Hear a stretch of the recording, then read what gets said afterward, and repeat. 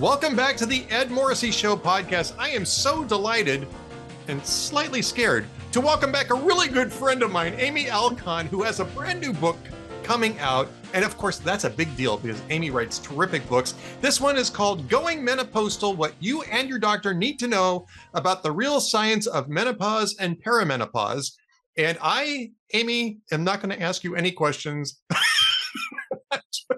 I'm a little worried about this interview, Amy. I mean, I'm No, well, my outrage now is mainly about the medical system betraying patients. And this is a book about menopause and perimenopause, but this is throughout medicine. And so people need to know this and they don't want to believe it. We have three big myths about our medical care: that doctors are able to read the evidence, able to read scientific studies and assess them, and they decide our care based on evidence; that doctors are trained in diagnostic reasoning, and that doctors can do proper risk analysis. None of those things are the case. Now, there might be the rare doctor who, does read science, is able to, but generally, not only are they not trained in how to read and evaluate science, they don't have time. I go to an HMO, they see patients every 20 minutes, chop, chop, chop. They have electronic medical record keeping requirements. And I'm a little bit of a psycho. I read science day and night, but people want to go home and have a family and, go out and do things and celebrate holidays instead of staying home poring over science. And so, this is something that needs to be fixed by medical institutions and medical education. And they're just not fixing it because nobody really knows.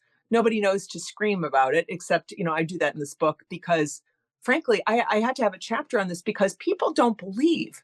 They don't want to believe how little evidence is behind much of our medical care. In fact, I'm going to read you a quote from the back of the book: that more than half of the medical care we get in the US may not be based on or supported by adequate evidence, not great evidence, rigorous evidence, adequate evidence. This is according to the US National Academy of Medicine, and that's from 2011. So medicine grows in complexity. So it's surely much more now. And certain fields, I mean, the whole idea of the cholesterol, the lipid hypothesis that cholesterol causes heart disease. I mean, this is not proven. And yet they treat us all on that. They give all these people statins that are very harmful drugs. And just every area of our medicine, if you don't personally know the science, buyer beware, because it's likely your doctor doesn't either and goes by practice standards that are not evidence-based. Amy, I think that it's very easy to convince people of this after the last 5 years, right? Where, with COVID and how much of what we were told turned out to just be either wrong or completely unfounded, like the 6-foot social distancing rule. Oh my God, no science behind that. None. There's so many things like this. There's a lot of stuff in medicine. Doctors prescribe based on clinical habit. That means we do what they do because they do it. That's not science. And in fact, I got very, very sick. I had a corneal endothelium transplant. I have a genetic disease called Fuchs dystrophy. And believe me, I say it the other way. Like I have a bad word in all my book titles, except for this one. And I needed to have a transplant of this one cell layer that's basically like the plumber of your cornea. It gets rid of all this excess fluid. And so you want your doctor, who is basically sticking an X-Acto in your eye, to really be expert at that. My surgeon's so excellent. But to know the medicine that they give afterwards, steroids, that's a whole other field. And you need to have what I have as a big nerd, transdisciplinary knowledge of steroids, of the immune system, inflammation, healthy and unhealthy inflammation. Cortisol is healthy unless it's chronic and, in overdose amounts. We need it to protect us. There's this idea that cortisol, it's bad. Well, no, you need it to stay alive. And so this wonderful surgeon, the clinical habit in the field is 4 steroid drops a day after you get a transplant, so you don't reject your transplant. She just thinks like, well, 4 is good, 8's better. Let's give her 8. And so you can probably see I'm a metabolically healthy person. In this book, in Going Menopostal, I tell people the most efficient and powerful ways to eat and exercise so they can be healthy in doable ways as mere mortals. You don't have to be some disciplined person going to the gym for an hour every day. I don't belong to a gym. I have a little weight graveyard in my living room. That's it. And so you can be healthy this way, but you need to know what the science is to know how to decide these things. And so when you're metabolically healthy and your doctor suppresses not only the inflammation you don't want, but all inflammation, healthy healing, you get very sick. And I've been sick for 2 months. It's called adrenal suppression. And basically, Yep. My cortisol was just like in the grave. And I had tachycardia and bradycardia in the same day, many days, while sitting on the couch. And this is a dangerously high and dangerously low heartbeat. Like in the movies, that's where they, somebody comes with a defibrillator and, wakes you up. And so I need to fix this, but I need to what's so terrible is that if I were not me, I wouldn't have known, number one, why I was so sick, and I wouldn't have known how to fix this. And so this is the sort of thing that goes on in every area of medicine. Every area, all the advice, walk for osteoporosis. Well, why? Because that does nothing for your muscles or bones. You don't put any weight on them. It's nice to go for a walk. You're not sedentary, you're moving, but that's not doing anything to tell your muscles and bones, hey, we need you. And so you've got to bulk up a little bit like weightlifting does. Amy, I think that's true across medicine. And again, going back to the COVID pandemic, just briefly, I mean, we got a really good look at just how much guesswork and just flat out speculation goes into this. But is it particularly bad when it comes to women who are perimenopausal and menopausal? Is that a particular area of ignorance and I guess carelessness by the medical establishment? I'm so glad you asked that. I call it the most patient betraying area in medicine. It really is, because there's a big scandal. The secret of gynecology departments is that almost none of the doctors have any training in menopause or perimenopause. Almost none. So when you go to the doctor, it is unethical for a doctor who is not trained in a specific discipline to treat you. They're supposed to refer you to another doctor. I give the example, I think her name's Sarah Hall. She's a cardiologist in my book, where she says her heart patient wants allergy medicine and she won't prescribe it. And she says, I know, it's more convenient if I do, but I don't know that field and I might prescribe the wrong medicine or something that's harmful because it's not her area of knowledge. And so these gynecologists, they're just made, it's business as usual in the department to treat you when they know less than nothing. I had the head of gynecology at Kaiser West Los Angeles tell me I needed to taper estradiol. I take estrogen, and it's a myth that it's unhealthy if you take it as a healthy woman just after menopause.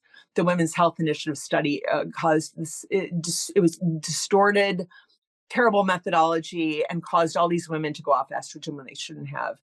So she tells me I need to taper at 60. I'm 61 now. Well, no, that's not scientifically warranted. There's a bunch of research that I've read, and she said she'd read the research. Well, no, she hasn't, because then she'd know she was lying.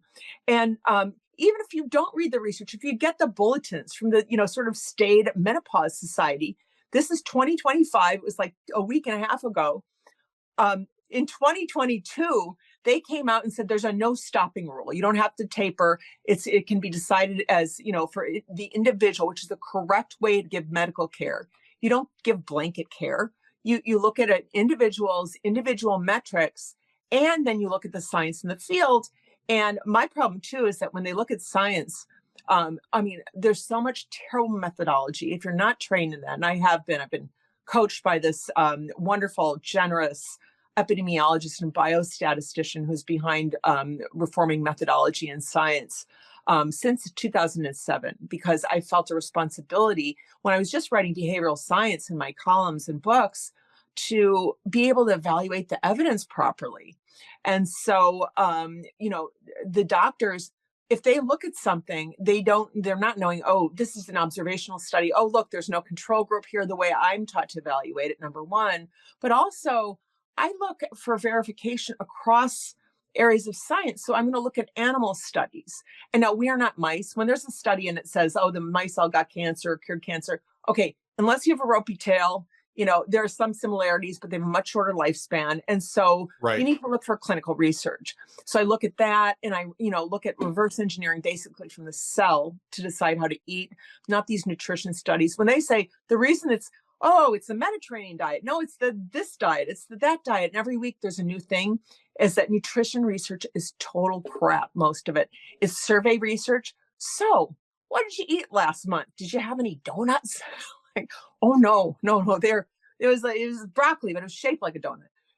So it's incredibly flawed and terrible. And this is what they're giving advice based on, and so this is, if you look at any rock you turn over in medicine, it's really awful. If you don't know the science personally, you're being endangered and possibly being given pointless medical care by your doctor or misdiagnosed. So, I mean, just to drill down into this, because I mean, I think there's really something to this, especially for women, is that medical establishment really isn't oriented to doing a lot of research on female specific things for a couple of reasons. One is obviously it's, if you're going to do research, maybe gender specific research is a little bit less lucrative than or impactful, I guess you could say, than something that's more universal among human beings. But that's what science has to do that. And even when you're doing, and you bring this up actually, when you're doing like cancer research or other types of research, or heart disease, not only do you have to drill down between the two biological sexes, but you do also have to break down between some of the Black women, Hispanic women, that sort of thing, not just because of any particular physical changes, but also because of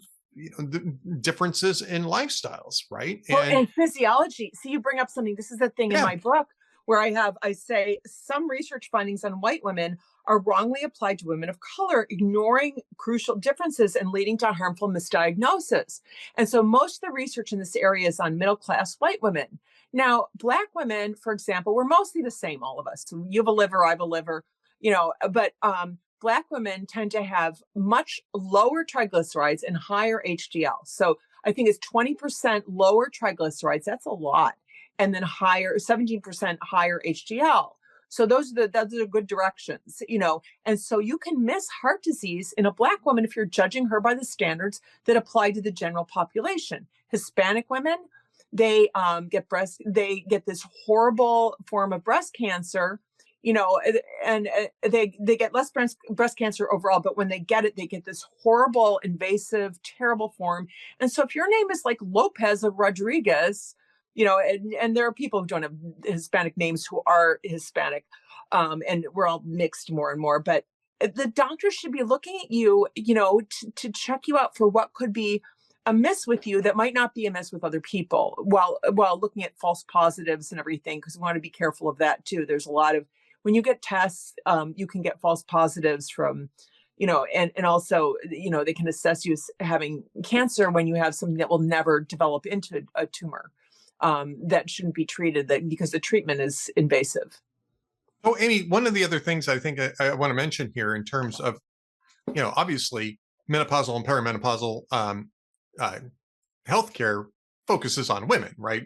So, I mean, this is, that's just sort of basic. Well, there's a whole question of what is a woman, but I think you and I share. I know what a woman is. You know what a woman is, and adult human female, all human females. XX rather than XY. But is there a tendency in the medical establishment, and maybe even in your experience as you've gone through perimenopause and menopause? I should just say for your audience, perimenopause, it's the 3 to 10 year transition phase to menopause, and then menopause, goes on throughout the rest of your life. Post-menopause. Exactly. The term post-menopause is a stupid term because it's like after the menopause. Like it's a little crazy. It's menopause. Yeah, right. It's menopause. Is there a tendency to discount the feedback that women provide to their physicians and to their healthcare providers about the symptoms? Because I've heard this before, and I haven't gone through your entire book yet, but I'm curious as to what your experience was in relating some of these symptoms, looking for ways to to get care for them, right? To address these issues, and whether or not physicians tend to dismiss this or tend to think of it as emotional or more emotional or mental issues than actual physical issues. Well, here's the problem. I think that menopause and perimenopause are increasingly in the news because doctors have no training. They don't recognize the symptoms. Some of the Yeah. symptoms are a little unusual. I started getting seriously carsick in my mid 40s after getting carsick as a kid, and then you get over it. And I mean, it's crazy. And then lack of sleep. And women basically feel mysteriously unwell. And the part you said about being afraid, what happens is in perimenopause, and doctors don't know this, they think of it as menopause light, that your estrogen is just declining. But actually, what happens, estrogen tends to spike and dive. So this is basically, when it's bad, mimics withdrawal symptoms, the spiking and diving. Oh, that's interesting. Yeah, with That's norepinephrine, you have stress hormones. But what's missing for a lot of women, so when you have a period, you need to ovulate, not need to, but that's a normal period. That in the middle of the period, middle of the monthly thing, the egg ruptures from the sac ruptures, releases the egg. They're like baseball mitts, little fallopian tubes, like little fingers that come over. I thought they were attached initially, but I read all this physiology. Come over, sweep over and grab the egg, send it down to the uterus. And so what's left over from the sac, there's this litter, this yellow waxy litter, and that becomes it's the corpus luteum, and it becomes the progesterone phase of the menopause, of perimenopause, of the menstrual cycle. And so this is very important because progesterone, it's like the body's Valium to an extent. It's the calm down hormone. When you don't have it, you don't sleep. So I lost my sleep in perimenopause. And I used to be like, I was hit with a large frying pan at night, like my head on the pillow. And then I wake up at 6 and there's nothing in between. I don't remember my dreams, like nothing happened. I was in a coma. And then in perimenopause, oh my God, 5 or 6 times a night. Now I lay me down to thrash. I called it like a fish on a dock. It was so horrible. And you try, it's like voodoo. I like hot shower, cold shower. What can I do? It was so awful. And then you have brain fog. So you're not doing your work. You're miserable. And so what happened for me, the reason I didn't get misdiagnosed is that I don't go to the doctor and say, I had a hot flash sitting here in Venice. What I want to do is say, hi, I'm uncomfortable. What should I do? But instead I did this deep dive into science, and I saw the huge gap between the practice standards and what the science says. And by the way, scientists get stuff wrong too. And so you catch that if you're looking, you see some of the errors. And one of them, this is so amazing. Progesterone, they couldn't make it small enough to get into your cells. So they came up with a synthetic knockoff of progesterone called medroxyprogesterone acetate. And then there are other brother and sister knockoffs too of the progesterone. And so this has been confused. They use the names interchangeably. Progesterone, which is the same as the progesterone in your body, molecularly the same, but it's the FDA approved drug, that you can take. And then with this synthetic knockoff, and the synthetic knockoff, it increases your risk of breast cancer, binds with the wrong receptor in the breast. It's adverse effects on the brain, the cardiovascular system. So you want to take the kind that is the same as in your body, FDA approved drug. Right. Women go wrong by using lotions, these progesterone creams. They don't protect your endometrium enough. People, it's because of the way medicine is not treating women. So women just go off on Reddit and they're guessing. This is very, very harmful. You need to go to a doctor, get diagnosed, and if you're suffering progesterone in perimenopause. And I tell women how to figure out if they are ovulating or not. And so not ovulating, one of the effects, that happens to a lot of women, that happened to me, is that you become this rage-filled bitch. And so, I like people. I know every service person in my neighborhood, Vincent with the bottles across the street. I talk to everyone.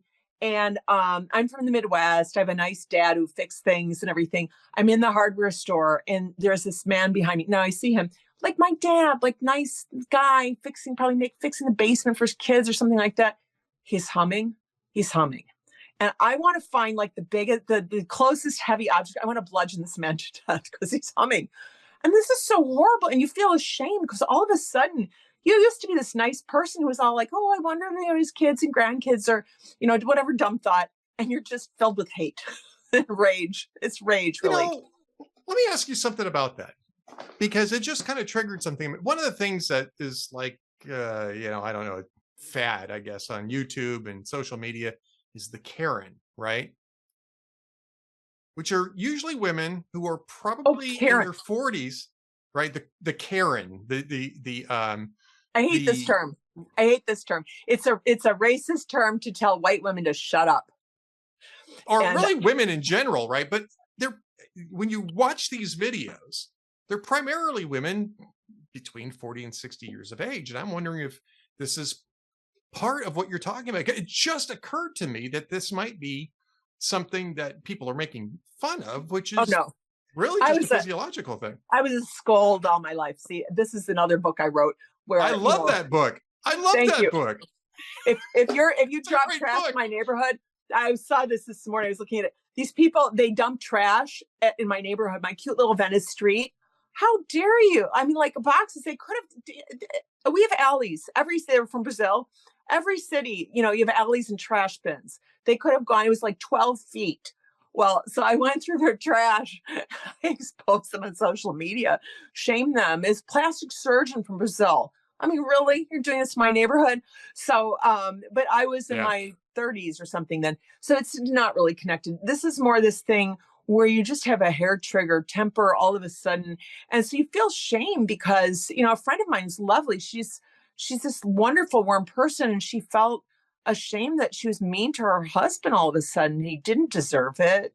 And so this is some of what goes on. And so by understanding this, then you can have compassion for these women, know what's going on. And also maybe you go get treated and get this progesterone. And by the way, I want to say the stuff on perimenopause in my book, it's largely from the research of this incredible American woman now in Canada, Geraldine Pryor, who grew up with missionary parents with no running water or electricity in Alaska, in the wilds of Alaska. And she's just so fierce from her upbringing. She's fierce on science. She has fought to get perimenopause recognized as a unique hormonal state it is. It's not menopause light. And to have progesterone recognized for, treatment and to be differentiated from the synthetic knockoff, because it's very harmful. My provider, Kaiser Permanente, huge provider, they had the synthetic knockoff that increases your breast cancer risk on the formulary. What I needed was the thing that helps you sleep. And also, here's one more bit of lack of evidence. So how much progesterone do you take? Well, in this country, they give you 100 or 200 milligrams of this oral micronized progesterone, which you take at night because it makes you drowsy. The doctor told me, oh, well, you don't want this because it makes you drowsy. Drowsy is good at 11 p.m., not 11 a.m. Yeah. So anyway, the 100 or 200 milligram dose, there's no science comparing this to other doses. In France, they take 300 or more. This drug, it is safer than aspirin, unless you have liver ascites, which is like fluid in your liver, or really low blood pressure, or you're allergic to peanuts because it's in peanut oil, most of it. This is this wonderful, wonderful drug. And some people who have migraines, women who have migraines might need to take it daily instead of cyclically. And some people need to get used to it a little bit, but it saved me. It really saved me. Oh, the hunger also. I had this insatiable hunger. There was nothing. I could eat all day and I would still be hungry. And I was terrified that I would end up, not be able to fit through doors in my house. It's 100 years old. You can't change them. You're athletic. You're naturally athletic too. So it's. Yeah, it was really upsetting. And so progesterone, this helped everything. But I had to fight 3 battles with my provider to get the drug, to get it covered and get the amount I need. And the reason you need the 300 milligrams is that you don't know what your metabolism is of steroids. I happen to know mine because I had something done called pharmacogenetics, where they see how you genetically deal with different drugs. But most women don't know. So what you want to do is take a dose that you're sure, is protecting your endometrium, the uterine lining, so you don't get cancer. And so it's safer to take more than less. Progesterone, it's not carcinogenic. Although I have a breast cancer chapter where I talk about if you have pre-existing cancer, estrogen or progesterone can run with it, and then it can make it worse. Certain kinds of cancer, but they're not. Estrogen and progesterone are not carcinogenic in and of themselves. Right. So, I mean, I want to get to this kind of quickly, because this is, I think, maybe the most important chapter, or not chapter, but section in your book, which is part 4.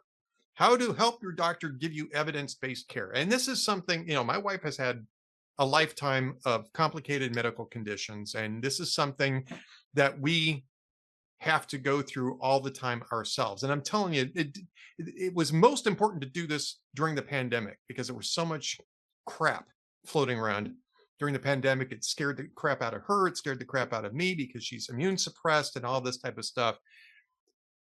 We got down to Texas, and actually, I mean, the providers in Minneapolis, in the Minnesota area, were great too. I'm not saying, but I got down to Texas, and we actually got a nephrologist who understood that we understood what was going on, and was willing to allow us to, dictate how the care was going to be delivered. She's great. I love her, but this is something that women, unfortunately, are going to have to take the lead on, because if you don't, you're not going to get the care you want. And you've got, I think, 5 chapters in part 4. And I think that this is the most critical part of the book that women really need to read as they're entering into perimenopause, because doctors will resist this. Nurse practitioners might even resist this, because doctors have this, some doctors, I'll be even nicer. Some doctors have this idea that you're one of the lab creatures in terms of agency. And that's gotten better over the years. But I'm telling you, if you don't follow what Amy Alkon talks about in part 4, you are never going to get the care that you need and deserve. And maybe just talk a little bit about part 4. You have to demand agency. And this is something I wrote about in my last book, Un-F-Wordology, which is that, okay, so say that you're timid, and you don't want to go over and talk to that person over there.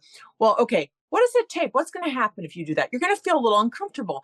Can you feel uncomfortable for like a minute? Are you able to do that? Are you able to survive that? Yeah, you are. So go do that.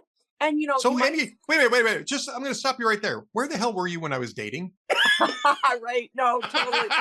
All my friends, I sit at the end of the bar. I'm like, you sat there all night. You just looked at the woman. Like, really? Yeah, go talk to her. Oh my God. Yeah. So, the agency thing, you have to, where was I? Wait, I lost my train of thought. I'm sorry. That's my fault. It was with the agency, and you're saying you have to, using your previous book, you have to F up here. Exactly. Yeah. And so here's the thing also, the problem is this, that as a person who's not reading, a huge amount of science, you might not know the science in your area. And let me just tell you, ChatGPT, it lies its little binary ass off. Like, it's really horrible. And so I don't use it unless I know what I'm asking already. And I just need to be reminded of something, or I'm asking it how to fix something on my computer, which I'm completely an idiot on, and it'll sometimes be helpful. But so the problem is you have to know what the science actually says. And so there are a few of us medical outsiders. I am one, Nina Teicholz, my friend, Gary Taubes. There are people who put out work on how to eat, the science-based diet. And so I've done perimenopause and menopause, but we really need this for every area of medical care. And I see that with my own as I go through things where I know how to solve things and fix things, know what the evidence says, but doctors do not. And so that's a bit of a problem. But what you can do is ask. You can ask questions. I have 6 questions in my book. First of all, what you're saying, I just want to go back. I didn't cover agency well enough. You need to stand up for yourself. There's something called shared decision making. You talked about this with your doctor, where they make decisions with you. They direct your care based on listening to you and listening to your values, shared decision making, going into choices about medical care. And then there's something called informed consent. Well, if you're not informed about what you're being proposed with treatment proposed, then you can't consent.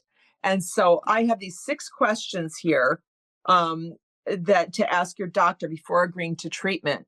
And also I want to bring up the fail safes I put in this book for women. So the 6 questions are, can you lay out your reasoning behind your diagnosis and the treatment you're recommending? Now, if they can't, the practice that I got a list from from our department, right, and this is on there. That's not, then get another doctor. And even it's expensive for some people. They don't have good care plans.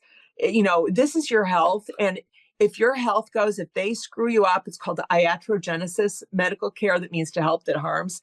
You could have your whole life ruined. With the thing with the eye, I had the eye treatment where they gave me an overdose of steroids. You can have a suppressed adrenal, the whole adrenal gland, cortisol for your lifetime and be very sick because of it. So, okay, I'm going to read the rest of them. Could there be other conditions that are causing my symptoms? Very important. What are my risks from this treatment? Are there safer, less invasive alternatives? What can I expect during the treatment? What sort of recovery? And do I need to do this now, or could I wait? Or could I go without treatment? This is very important. And prudent medical care, will look at whether or not you can wait, whether or not this is absolutely necessary. These are all very important. Now, what I did, because I have been an advice columnist, I was for 25 years until too many papers died during COVID.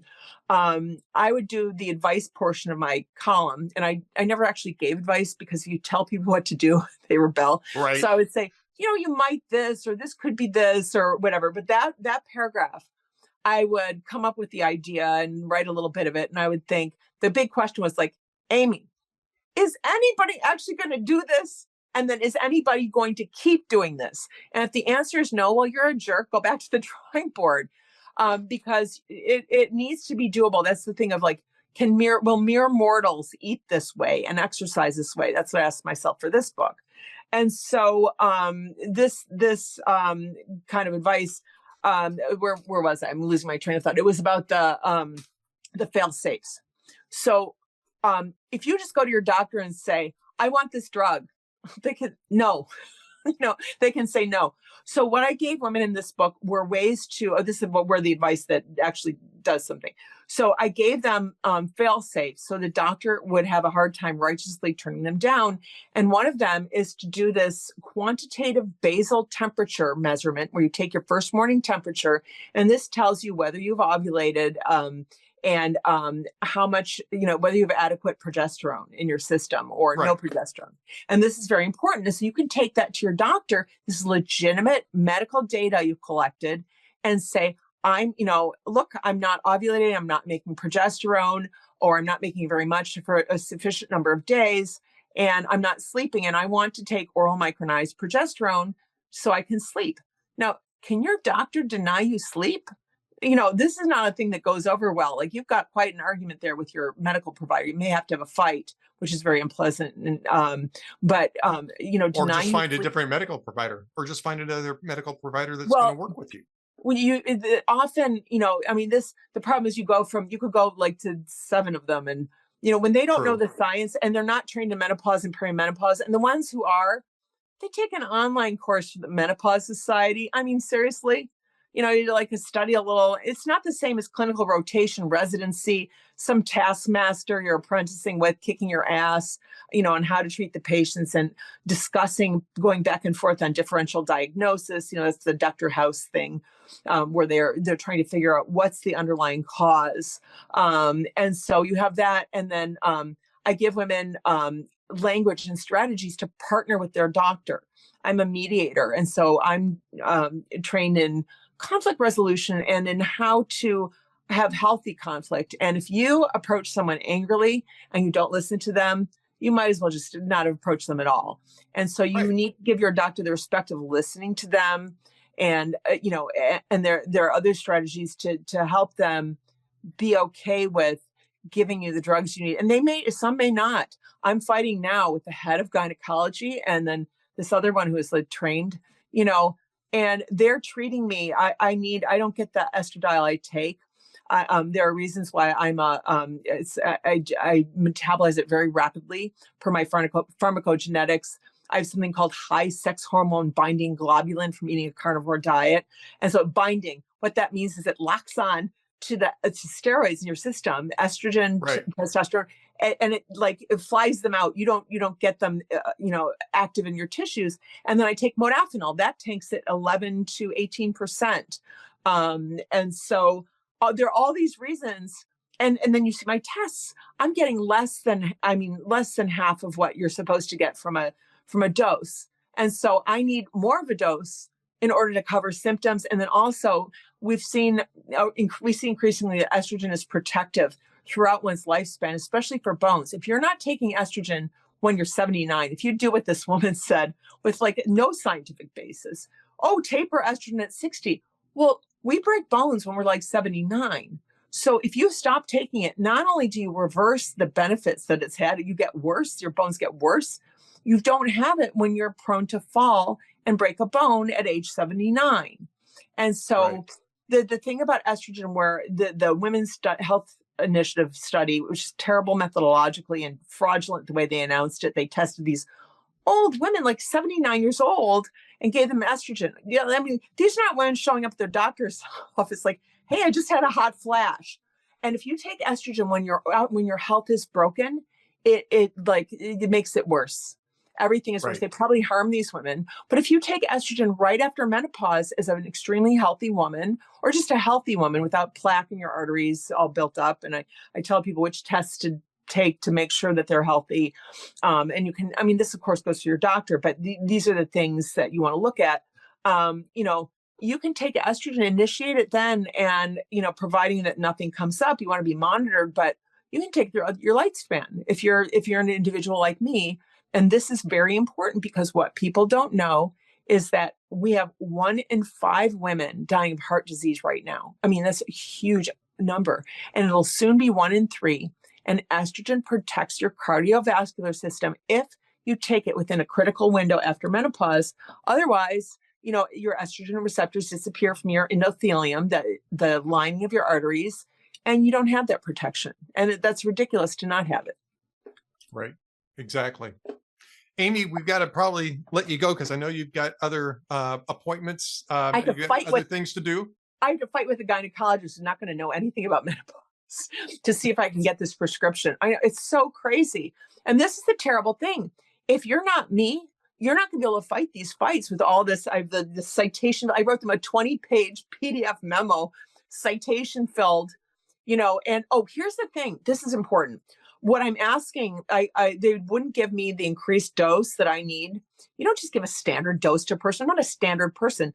You give them the what works for them. Even if it's too much for other people. I'm asking them, what is your clinical justification for denying this to me? Because I can just cut through that very easily, without even looking anything up, and I have already. So, that's a very important thing. They have to justify why they're not giving it to you. And if they say something like, because I'm the doctor and it's my clinical judgment, as my whole primary care doctor did, my friend Susan calls him Dr. God. That's not an answer. Leave that doctor. I mean, that's terrible. And, they really have no business treating patients if they're that kind of, thinker. Well, Amy Alkon, her new book is Going Menopostal: What You and Your Doctor Need to Know About the Real Science of Menopause and Perimenopause. And hopefully you're going to be getting this book pretty soon, folks, because it's out May 20th. It's out May 20th. It's Amy Alkon. Thank you.